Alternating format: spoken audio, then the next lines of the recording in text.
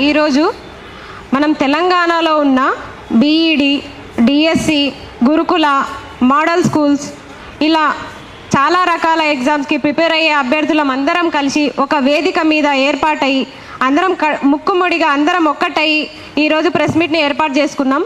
ఎందుకంటే మొత్తం మేము చదివే చదువంతా ఒకటే. గురుకులకైనా, డిఎస్సికైనా, మోడల్ స్కూల్స్కైనా సిలబస్ మాత్రం సేమ్, కానీ ఎగ్జామ్స్ మాత్రం వేరే వేరే ఉంటాయి.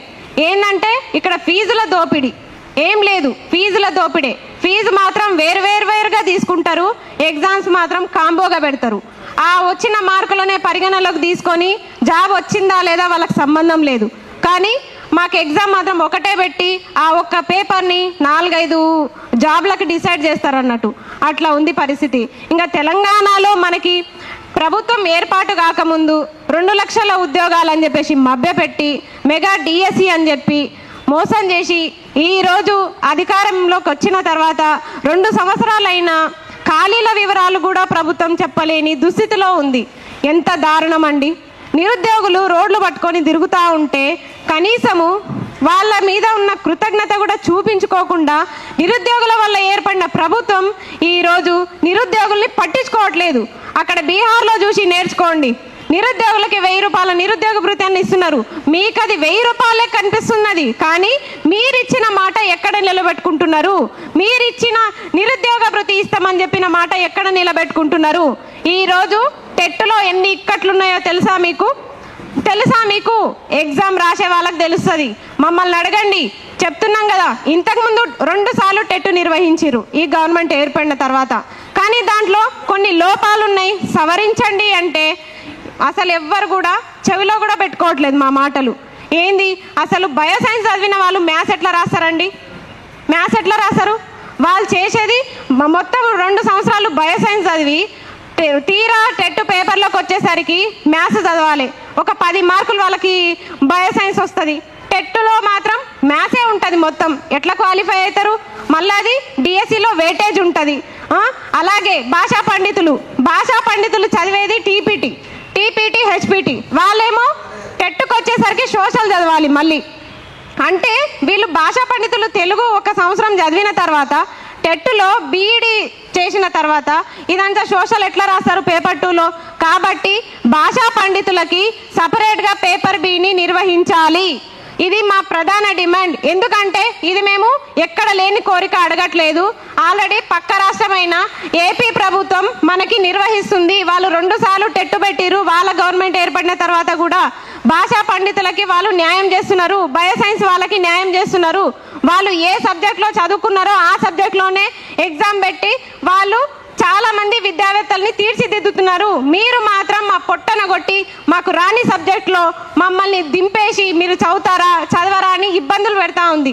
ఎందుకు? ఒత్తిడి పెట్టుకొని మేము ఎంత చదువుతామండి? ఒత్తిడి పెట్టి మమ్మల్ని ఎంత చదివిస్తారు? అలాగే టెట్ ఫీజులు ఎవరు అడిగిరు మిమ్మల్ని ఆన్లైన్ ఎగ్జామ్ పెట్టమని చెప్పేసి? మేము అడిగినామా? ఆన్లైన్ పెట్టి 1000 రూపాయలు వసూలు చేసుకొని తీరా చూస్తే 200 కిలోమీటర్లు 300 కిలోమీటర్లు మేము దూరం పోయి రాయాలా? మాకేం అవసరం? మేము అడిగినామా? 200 ఫీజు పెట్టి మమ్మల్ని మా జిల్లాలోనే ఆఫ్లైన్ ఎగ్జామ్ పెట్టండి, మా పక్కనున్న స్కూల్స్లోనే మేము ఎగ్జామ్స్ రాసుకుంటాం. మేము అడగనట్టు మమ్మల్ని. ఇంకొకటి, మీరు మేనిఫెస్టోలో ప్రకటించిరు, మేము అధికారంలోకి వచ్చిన తర్వాత ఖచ్చితంగా నిరుద్యోగులకి ఎలాంటి ఫీజు లేకుండా మేము ఎగ్జామ్స్ అప్లై చేసుకుంటాం అని చెప్పేసి. ఇప్పుడు ఎక్కడ మాట ఎక్కడ నిలబెట్టుకుంటారు? వేలు ఫీజులు వసూలు చేస్తున్నారు. మేము కట్టే ఫీజులతోన మీ ప్రభుత్వం 10 సంవత్సరాలు కూడా నడుపుకోవచ్చు. అన్ని ఫీజులు వసూలు చేస్తున్నారు మా దగ్గర. ఇంకెక్కడ మాకు నిరుద్యోగులకు న్యాయం చేస్తున్నారు మీరు? నిరుద్యోగ భృతి లేదు, కనీసం ఒక అర్హత పరీక్ష అండి. టెట్ లోపలనే ఇన్ని లోపాలు ఉన్నాయి, దయచేసి ఇది సవరించండి అంటే పక్క రాష్ట్రాల్లో జీవోలు మారినాయి, మరి ఇక్కడ ఎందుకు మారట్లేదు? మీ టీఎస్ టీజీగా మారింది, చాలా జీవోలు మీకు అనుకూలంగా మారినాయి, తెలంగాణ తల్లి విగ్రహం మారింది, కానీ మాకు చదువుకోవడానికి ఇబ్బంది అవుతుంది, మేము చదువుకున్న సబ్జెక్ట్లోనే మాకు ఎగ్జామ్ పెట్టండి అంటే మాత్రం మీరు జీవోలు మారుస్తలేరు. ఎందుకంటే మీకు ముందు ఆ జీవోల పట్ల అవగాహన లేదు. ఇంకొకటి, మాకు ఆఫ్లైన్ ఎగ్జామే పెట్టాలి. డిఎస్సి, గురుకుల, మోడల్ స్కూల్స్ మొత్తము ఒకటే నోటిఫికేషన్లో కలిపి పెట్టాలి. ఎందుకంటే సపరేట్గా పెట్టిర్రు లాస్ట్ టైం, మొత్తం బ్యాక్లాగ్సే ఉన్నాయి. ఎన్ని ఉద్యోగాలు బ్యాక్లాగ్ ఉన్నాయండి? డిఎస్సిలో బ్యాక్లాగే మిగిలిపోయినాయి. తర్వాత గురుకుల ఎగ్జామ్ పెట్టిరు. మొట్టమొదట ఎల్బీ స్టేడియం నిండడం కోసం మా బతుకుల్ని ఎండబెట్టిరు. మొత్తం ఎల్బీ స్టేడియం నిండింది, కానీ నిరుద్యోగుల జీవితం ఎట్లయింది చూడండి. ఇప్పుడు 3000 పోస్టులు ఈరోజు బ్యాక్లాగ్లో ఉండిపోయినాయి. నిరుద్యోగ అభ్యర్థులు, గురుకుల అభ్యర్థులు ఇప్పటికీ రోడ్లపైన తిరిగే పరిస్థితి ఏర్పాటైంది మీ వల్ల. కాబట్టి మోడల్ స్కూల్స్ నోటిఫికేషన్ అయితే 14 సంవత్సరాల నుంచి లేదు. 14 సంవత్సరాల నుంచి నోటిఫికేషన్ లేనప్పుడు ఎన్ని ఖాళీలు ఉంటాయండి? డిఎస్సిలో 13,000 ఖాళీలు ఉన్నాయి, గురుకులాల్లో 10,000 ఖాళీలు ఉన్నాయి, ఇవి మోడల్ స్కూల్స్ లో 2,500 ఖాళీలు ఉన్నాయి. ముక్కమడిగా అన్ని నోటిఫికేషన్లు ఒకటేసారి రిలీజ్ చేస్తే చాలా మంది నిరుద్యోగులకి ఉద్యోగాలు వచ్చే అవకాశం ఉంటుంది, బ్యాక్లాగ్లు ఉండవు. కాబట్టి ఇది దృష్టిలో పెట్టుకొని మీరు ఈ నోటిఫికేషన్స్ అన్ని ఒకటేసారి విడుదల చేయాలని చెప్పేసి మా డిమాండ్.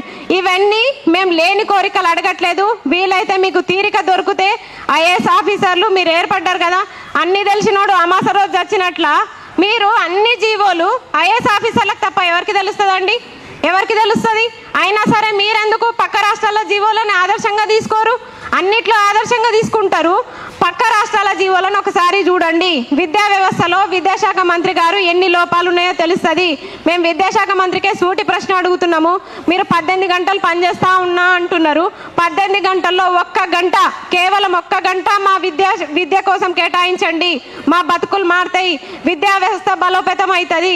మీరు 18 గంటల్లో మరి ఏం చేస్తున్నారు మాకు సంబంధం లేదు, కానీ మీరు మాత్రం మా కోసం 1 గంట కేటాయించాలని చెప్పేసి విద్యాశాఖ మంత్రికి మేము విన్నవించుకుంటున్నాము. అలాగే ఖచ్చితంగా మాకు బ్యాక్లాగ్స్ లేకుండా డిఎస్సి అభ్యర్థులకి మొత్తం పోస్టులు ఒకటేసారి నోటిఫికేషన్ విడుదల చేయాలి.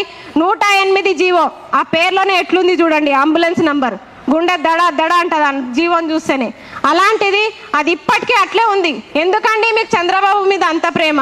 మీ గురువు గారు అంటే మీకు ఎందుకు అంత ప్రేమ? ఇప్పటికీ ఆయన తెచ్చిన జీవోని అట్లే కొనసాగిస్తున్నారు.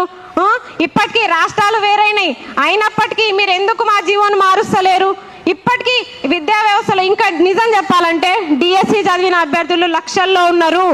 ఆ పాత జీవోలను మా మీద రుద్దుతున్నారు. ఇంకా ఎందుకు? ఆ పాత జీవోల వల్ల బిఎడ్ చేసిన అభ్యర్థులు ఇప్పటికీ నష్టపోతున్నారు. మీకు తెలుసా? కావాలంటే మీ గురువు గారిని అడగండి, ఆ జీవో ఎలాంటి పరిస్థితుల్లో ఏర్పాటు చేసిర్రు ఒకసారి తెలుసుకోండి. డిఎస్సిలో ఇప్పుడు ఆ జీవో వల్ల స్కూల్ అసిస్టెంట్ పోస్టులు అస్సలు ఉండట్లేదు. అంటే మీకు టీచర్లు వద్దా అండి? స్కూళ్ళలో టీచర్లు వద్దా? మీరు గోడలకి పాఠాలు చెప్పాలా? పిల్లలు ఉన్నారు, పిల్లలు ఎక్కువ శాతం పిల్లలు గవర్నమెంట్ స్కూళ్ళలో జాయిన్ అవుతున్నారని చెప్తున్నారు. మరి వాళ్ళకి పాఠాలు ఎవరు చెప్పాలి? టీచర్లు కాదా? ఎవరు చెప్పాలి? పిల్లలు చాలా మంది స్ట్రెంత్ వచ్చిరట, కానీ టీచర్లు వద్దా అండి? సర్దుబాటు విద్యా విధానం ఎందుకుంది? ఇప్పటికీ గవర్నమెంట్ స్కూళ్ళలో సర్దుబాటు విద్యా విధానం ఎందుకుంది కదా? మీ దగ్గర ఎట్లాగైతే 4 మంత్రి పదవులు పెట్టుకున్నారో అట్లాగే మాకు కూడా ఈ 4 నోటిఫికేషన్లు 3 నోటిఫికేషన్లు కలిపిస్తే మీకు పుణ్యం ఉంటుంది, చాలా మందికి ఉద్యోగాలు వచ్చే అవకాశం ఉంటుంది. ఇంకొకటి ఏంటంటే నిరుద్యోగుల కష్టాలు మీకు తెలుసా అండి? ఒక్కరోజు నిరుద్యోగిగా బతికి చూడండి, జొమాటో నడపండి, స్విగ్గీ చూడండి, అసలు వాళ్ళు పడే కష్టాలు చూడండి. గుడిల దగ్గర అన్నం తిని చూడండి, 5 రూపాయల భోజనం తిని చూడండి. లేకపోతే మేమన్నా మీలాగా ఒక్కరోజు సీఎంగా ఉండి చూస్తాం. మీ ప్లేస్ మాది, మా ప్లేస్ మీది, ఒక్కరోజు తారుమారు చేసుకుందాం. మీకు దమ్ముంటే రండి. మేము చెప్తున్నాం కదా, ఈ కష్టాలు మేము పడే కంటే మీకు సవాల్ విసరడమే మాకు నయం అనిపిస్తుంది. మేము ఎన్ని విధాలుగా చెప్పి చూస్తున్నాము, అయినప్పటికీ మీకు అర్థం కావట్లేదు. మా పట్ల మీకు అసలు శ్రద్ధ లేదు. విద్యాశాఖ మంత్రి గారు కొంచెం ఇప్పటికైనా నిద్రలో నుంచి మేల్కోండి. మీరు పులిని అంటున్నారు కదా, మరి పులి ఎందుకు నిద్రపోతుంది? పులి కొంచెం సింహంలాగా బయటికి వెళ్ళు, జూలు జింకరించి బయట సమస్యలు చూడు. విద్యా వ్యవస్థలో ఎన్ని మార్పులు ఉన్నాయో చూడు. ఇప్పటికైనా మేము మమ్మల్ని అడుగు, ఇన్ని జీవోలు చెప్తున్నాం కదా, ఇన్ని జీవోలు మార్చు. బయట తెలంగాణలో ఉన్న టీఎస్ టీజీగా మార్చడం ఇలాంటి జీవోలు కాదు. ఫస్ట్ మారాల్సింది తెలంగాణ స్ట్రక్చర్ బయట మ్యాప్లో మారడం కాదు. తెలంగాణలో నిజమైన నిరుద్యోగులు ఎంత ఇబ్బంది పడుతున్నారు, వాళ్ళ జీవితాలు మార్చడంలో మీ జీవోలు మారితే బాగుంటుంది. దయచేసి సీఎం గారు, విద్యాశాఖ మంత్రి గారు, అలాగే చుట్టుపక్కల ఉన్న ఐఏఎస్లు కూడా మీరు నిజంగా చెప్తున్నా చదువుకొనే ఆ స్థాయికి వెళ్ళిరు. ఈ జీవోల పట్ల విద్యాశాఖ మంత్రికి అవగాహన లేకపోయినా మీకు మాత్రం ఉంటుంది కదా. దయచేసి మీరన్నా విద్యాశాఖ మంత్రికి చెప్పండి. 3 నెలల నుంచి పట్టించుకుంటలేడా? పట్టించుకుంటలేడు కదా, ఎందుకండి ఆయన తీసి పక్కన పడేయక? అవసరమా? మొత్తం పార్టీలో ఇంతమంది ఆల్రెడీ పెద్దలు ఉన్నారు, చాలా మంది ఉన్నారు. మరి మీరు ఎందుకు పట్టించుకోవట్లేదు? ఆయన తీసి విద్యాశాఖ మంత్రిని మార్చండి ఫస్ట్. విద్యాశాఖ మంత్రి మారే వరకు మా బతుకులు మారవు. కాబట్టి మాకు జంబో అండ్ కాంబో నోటిఫికేషన్ కావాలి కాబట్టి డిఎస్సి గురుకుల మోడల్ స్కూల్స్ ఒకటేసారి మాకు నోటిఫికేషన్ని విడుదల చేయాలి. ఒక్క మైనార్టీ గురుకులాలనే 3488 పోస్టులు వేకెన్సీస్కి అవుట్ సోర్సింగ్లో నోటిఫికేషన్ ఇచ్చిర్రు. అంటే మిగతా సొసైటీల్లో ఎన్ని ఖాళీలు ఉంటాయి? అది మీరే ఆలోచించండి. నేను చెప్తున్న లెక్క కాదు, వాళ్ళే చెప్పిర్రు ఈ లెక్క. మీరే ఆలోచించండి.